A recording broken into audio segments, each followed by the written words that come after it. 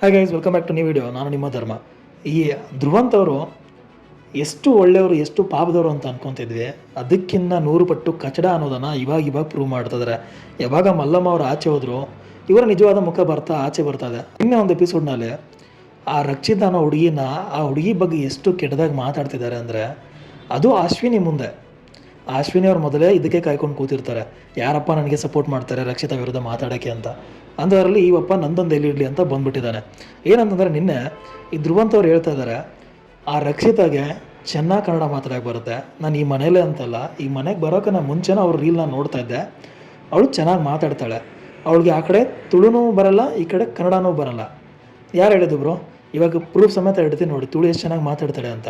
Shoot ಮಲ್ಪರೆ ಪೋಂದುಲ್ಲ ಯಾನತ್ತು ಅನುಷ್ಕಾ. ಸೊ ಅಲ್ಲೈತೆ ಒಂಚಿ ರೀಲ್ ಶೂಟ್ ಮಾಡ್ತಂದಿಲ್ಲ.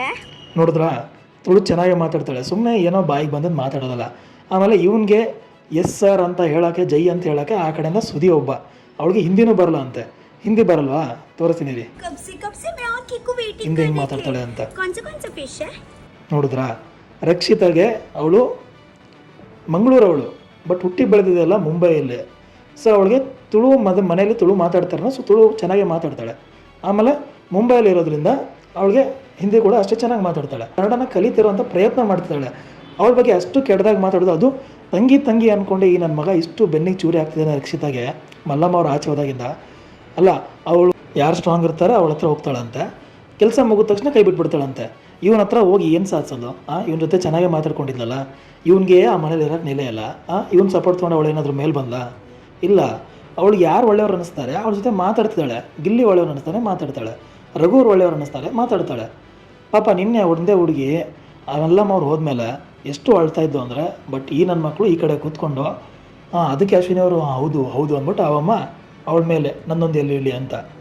ನಿಜ ಧ್ರುವಂತ್ ಅವ್ರು ಮಾಡಿದ್ದಕ್ಕೆ ನಿನ್ನೆ ತುಂಬಾ ಬೇಜಾರಾಯಿತು. ಅದು ತಂಗಿ ಅಂದ್ಕೊಂಡು ಆ ಥರ ಮಾಡೋದು ನಿಜ ಸರಿಯಲ್ಲ. ಆ ಹುಡುಗಿಗೆ ಇನ್ನೂ ಗೊತ್ತಾದರೆ ಪಾಪ ಇನ್ನೂ ಎಷ್ಟು ಬೇಜಾರು ಮಾಡ್ಕೊತಾಳೋ ಏನೋ.